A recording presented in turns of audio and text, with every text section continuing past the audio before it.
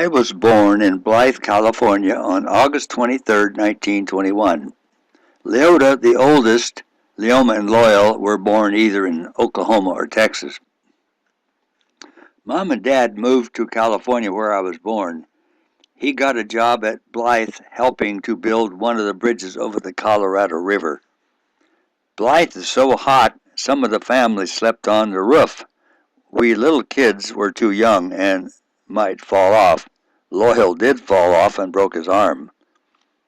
I went barefoot, of course, and it was so hot I could not walk in the sand in the middle of the day, but had to jump from the shade to shade of a sagebrush to keep from burning my feet. While in Blythe, my father and mother were working their way towards a divorce. It was a very contentious marriage. To this day, I am not exactly sure of the underlying reasons, but strongly suspect infidelity played a major part. I used to lie awake and hear them arguing through the paper-thin walls. If there was any attempt to save the marriage, no doubt it had to do with staying together because of us children. I resolved I would never do this to my kids. It affected me that much. People, keep this in mind. If you think divorce is a solution and has no effect on your children, think again. Later, after the breakup and Dad had to leave me with a babysitter, I cried all day until he got back home, which was just a tin in an orchard during harvest. I remember this incident to this day.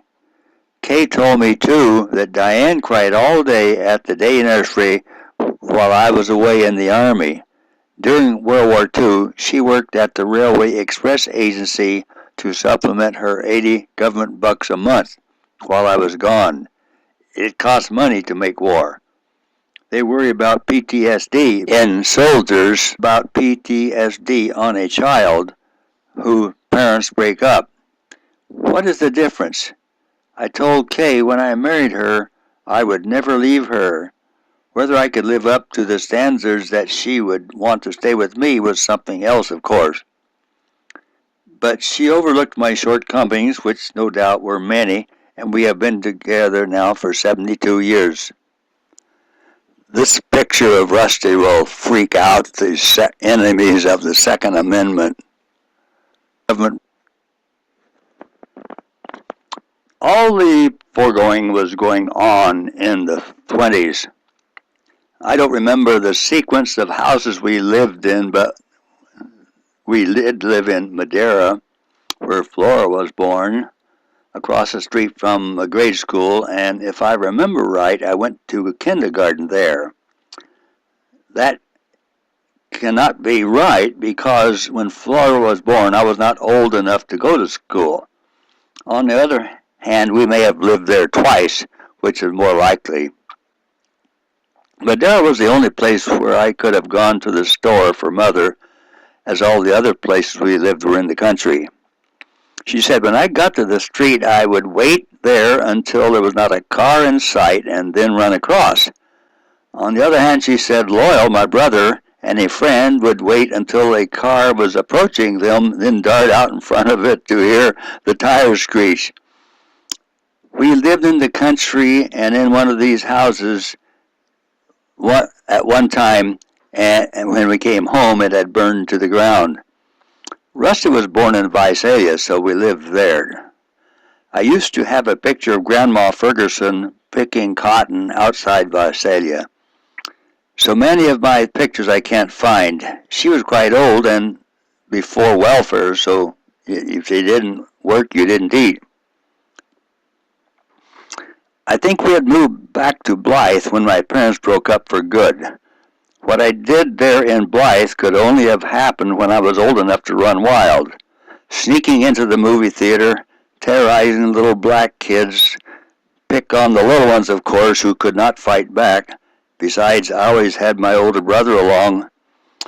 So they sent us kids back to Oklahoma to live with Grandma and Grandpa Gudgel, all 6 of us. I must have been 7 or 8 because I would have been in the 2nd grade, but they kept me back into the 1st. After a few weeks, though, they put me into the 2nd. We lived at Boggy Depot, which had been an army depot during the Civil War or Indian Wars, I don't know which. The nearest post office was Coleman.